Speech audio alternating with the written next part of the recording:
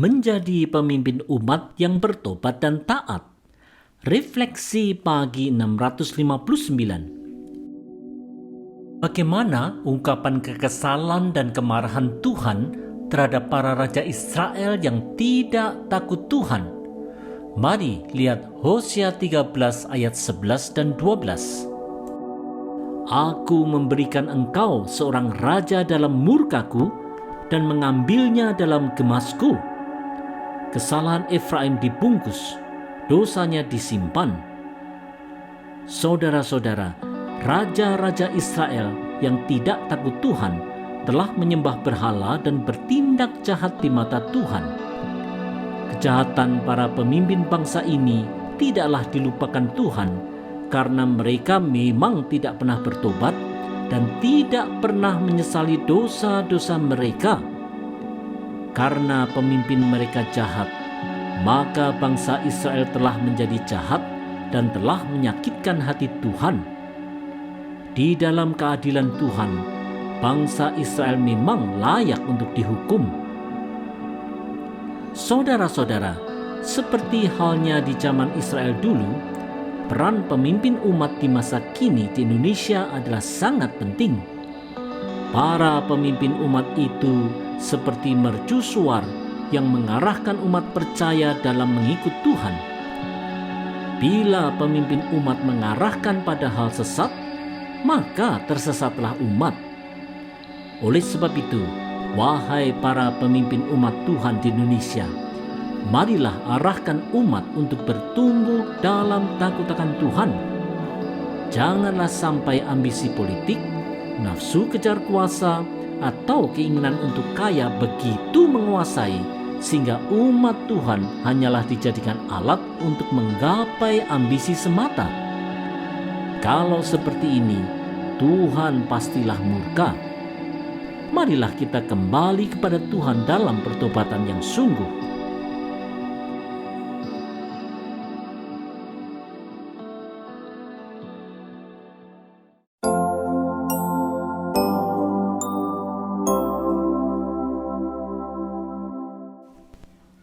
Selalu peka mendengar teguran.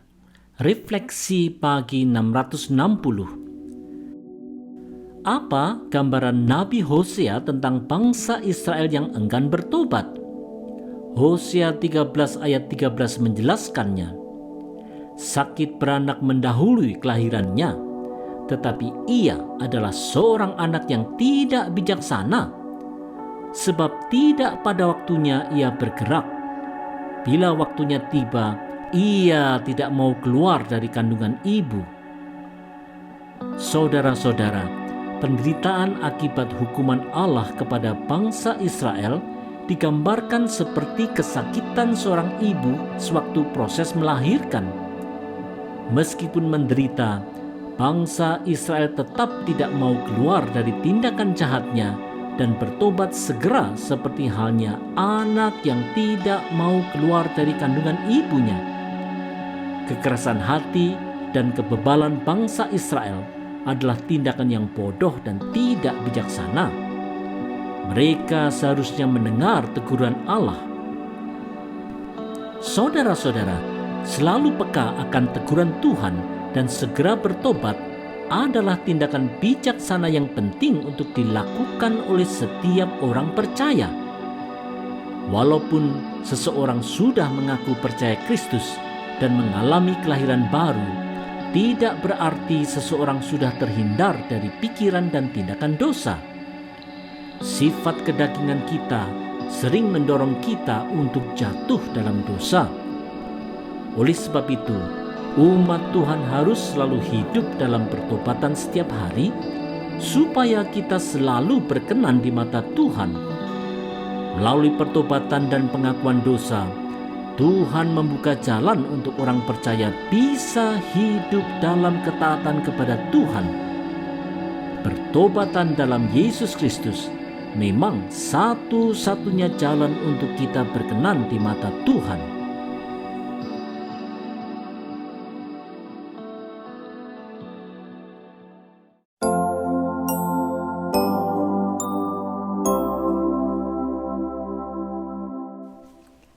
terlepas dari kuasa maut.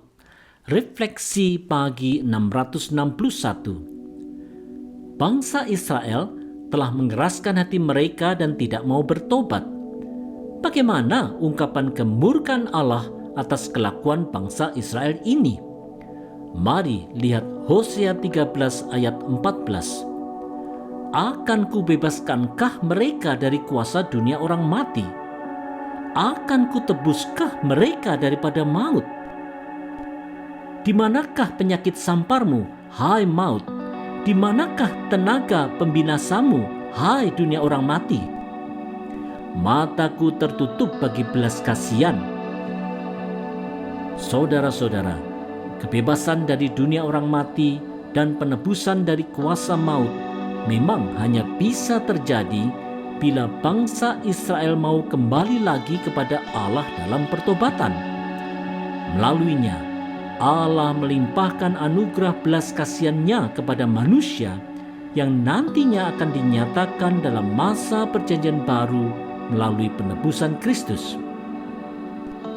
Saudara-saudara, di masa perjanjian lama, umat pilihan Allah, yaitu bangsa Israel, telah gagal untuk menjadi saksi Allah karena kelakuan mereka yang jahat di matanya. Segala upaya manusia telah terbukti sia-sia untuk melawan kuasa dosa yang membinasakan manusia. Oleh sebab itu, Allah menganugerahkan anaknya, yaitu Yesus Kristus, untuk menjadi jalan penebusan dari kuasa iblis.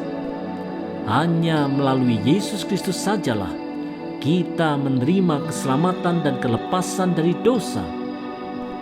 Karena Allah sudah menyediakan jalan keselamatan bagi manusia, marilah kita mewartakan kabar baik ini dengan menjadi saksi Tuhan yang setia dalam iman, pikiran, dan perbuatan kita.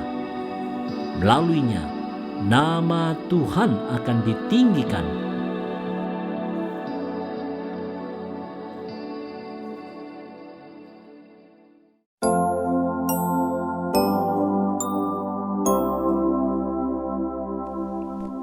Tidak melupakan sang pemberi berkat.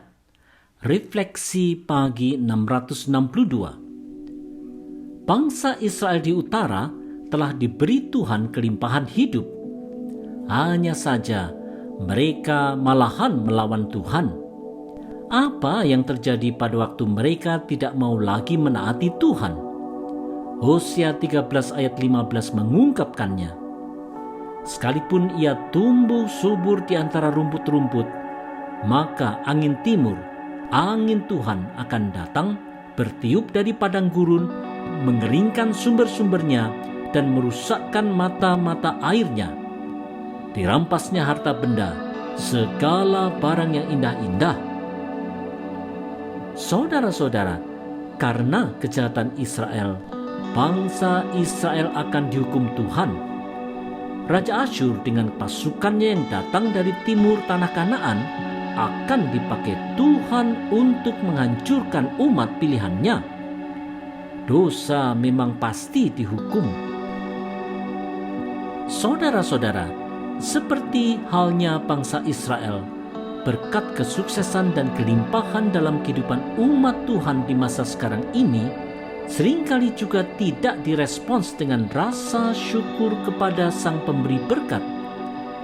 Bahkan ada saja orang percaya yang kemudian justru menjadi lupa Tuhan dan bertindak jahat kepada sesama. Apakah Tuhan akan membiarkannya? Tentu tidak. Melalui firman-Nya, Tuhan senantiasa memberikan tegurannya. Hanya saja, bila orang Kristen tidak mau mendengar dan mengeraskan hati, ada masanya Tuhan akan memberikan penghukumannya. Oleh sebab itu, mari kita ingat selalu bahwa Tuhan yang Maha Kudus pasti tidak akan membiarkan segala dosa. Melalui darah Kristus, mari bertobat